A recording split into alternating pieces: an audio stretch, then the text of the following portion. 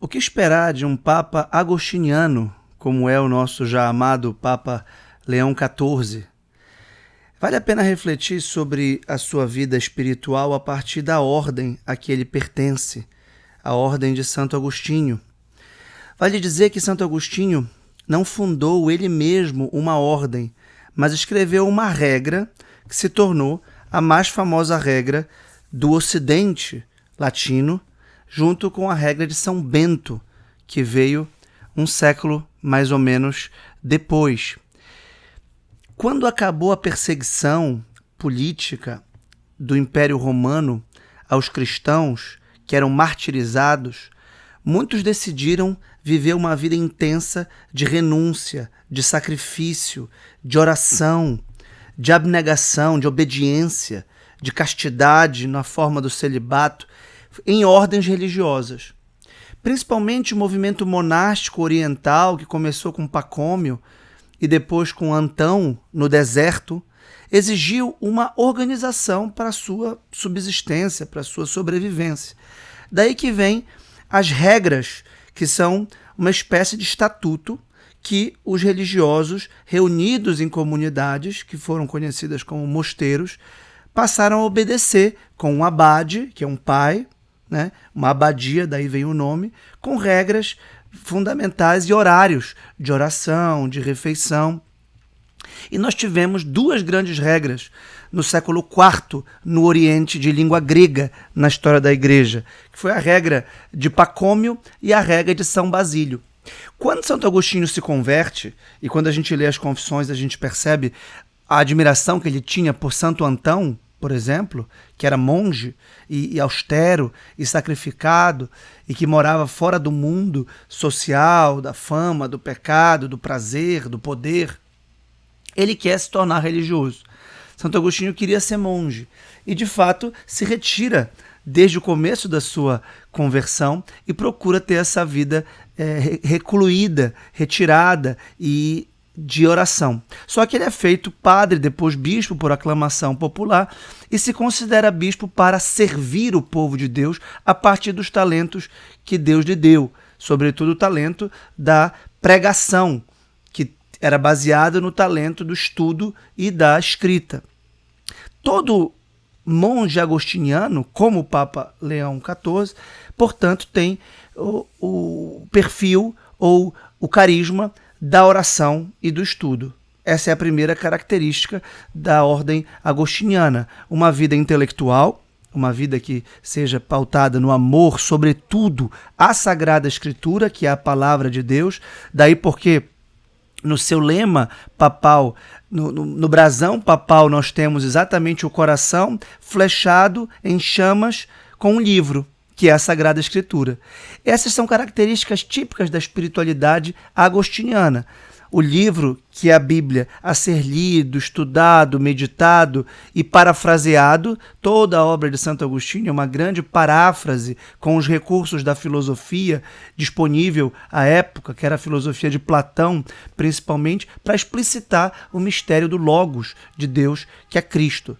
Por outro lado, uma vida que não é só de oração e intelectual, mas uma vida que também é de afetos, uma vida de piedade, já que o coração é flechado pelo amor de Deus. E Agostinho é o doutor da graça e o doutor do amor. Reconhece que Deus toma partido em nos flechar, em nos cooptar para o seu serviço. E a caridade de Deus nos compele ou nos constrange, como diz São Paulo, porque uma vez que ele nos flecha o coração, nós devemos responder na forma de um amor ao próximo. Por isso, Santo Agostinho reconhecia que era um servidor da Igreja, um servidor de Deus, e que deveria amar a Deus reciprocamente, amando o próximo.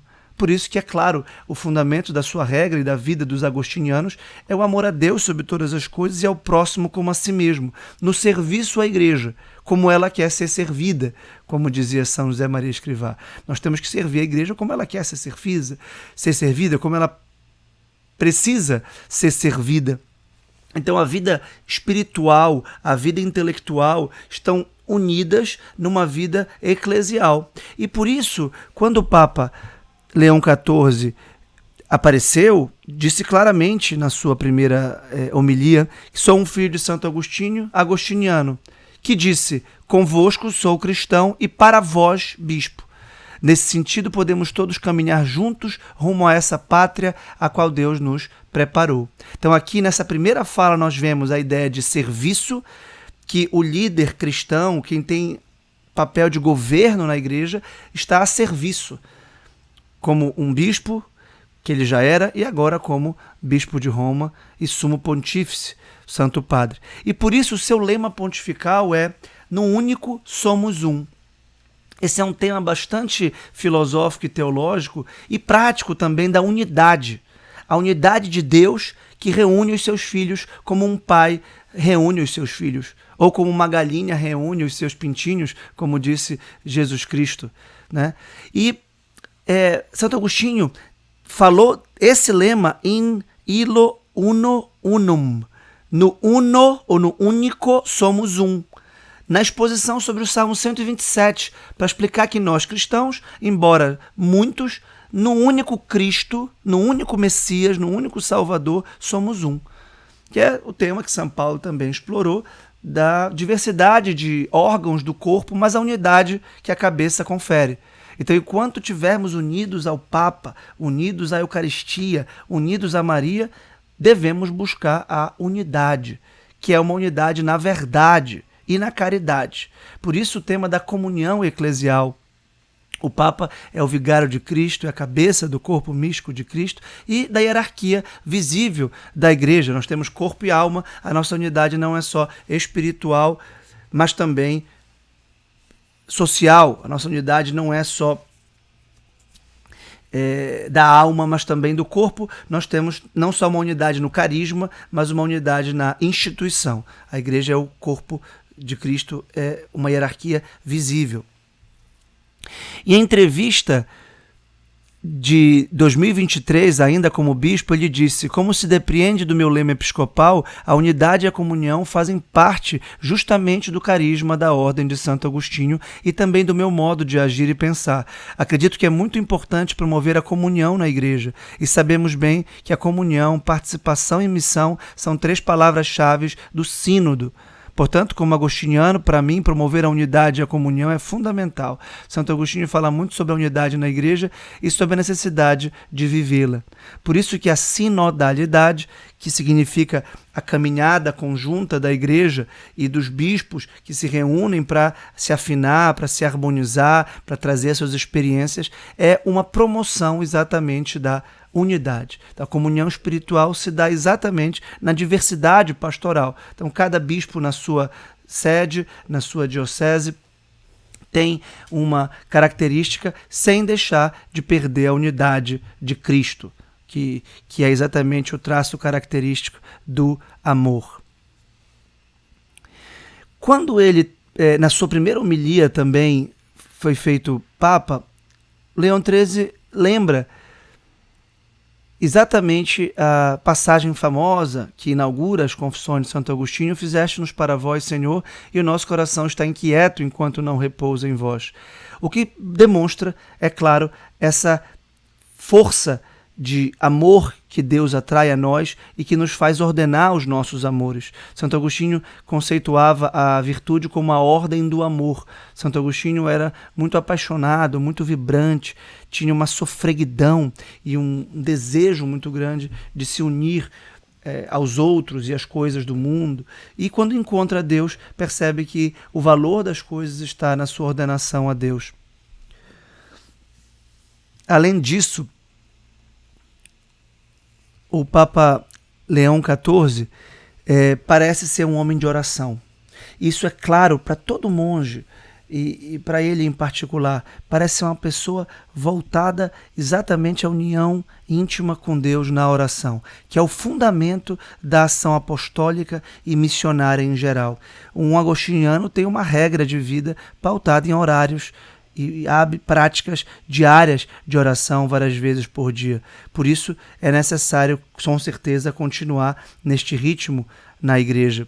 A gente pode esperar, pela escolha do nome Leão XIV, pontificado também agostiniano no sentido intelectual e doutrinal. Há uma preocupação muito grande em entender a fé. A fé não é só o sentimento subjetivo ou a adesão subjetiva à igreja, mas também a organização do conteúdo da verdade em que se crê, em que se acredita. E Santo Agostinho teve um esforço tremendo por tentar conceituar as verdades da fé, o que é a graça, o que é o amor, o que é a caridade, o que é o perdão, o que são as virtudes, o que é a Santíssima Trindade, ainda que seja um mistério insondável. Então nós temos que esperar também essa dimensão doutrinal, que também está inscrita no seu nome pontifical de Leão XIV, já que Leão XIII foi o fundador da moderna doutrina social da Igreja, que era um tomista, era um estudioso de Tomás de Aquino. E Tomás de Aquino era um agostiniano, era um teólogo do século XIII que seguiu os passos do grande Santo Agostinho de Hipona do século IV para V. Por fim, eu acredito que a autoridade é um traço característico do Papa Leão XIV, que já tinha a autoridade não só episcopal, mas também de ser superior da Ordem de Santo Agostinho e pôde conhecer a realidade da Ordem e, portanto, da Igreja em todo o mundo. Ele diz, Santo Agostinho diz na regra, quem preside a comunidade não busque a própria satisfação em dominar com o poder, mas sim servir por amor. O que a gente deve esperar é esse serviço amoroso de quem traz um coração abrasado de amor a Deus, uma inteligência purificada pela fé e um desejo sincero de servir à unidade da Igreja para que todos sejamos salvos, como é o desejo de Deus. Diz ainda Santo Agostinho na regra, se bem que uma coisa e outra sejam necessárias, procura antes fazer-se amar do que temer. Claro que nós temos que ter uma reverência e um respeito temeroso ao Santo Padre, mas temos que ter ainda mais amor, porque, como diz São João, o amor espanta fora o temor. Então, Santo Agostinho recomenda que aqueles que exercem autoridade na ordem não o façam pelo temor, mas sim pelo amor. E ele termina dizendo, além disso, tenha sempre presente que deverá prestar contas a Deus de vós. Portanto, essa reflexão básica permite identificar um pouco do perfil de um agostiniano em geral e do Papa Leão XIV em particular. Que seja um pontificado muito fecundo, de muita união, de muito amor, de muita proximidade de Deus, de muito aprofundamento, para que nós estejamos à altura dos desafios da nossa época. Obrigado e até o próximo vídeo. Não se esqueça de se inscrever no canal, de curtir, comentar e compartilhar com os seus amigos.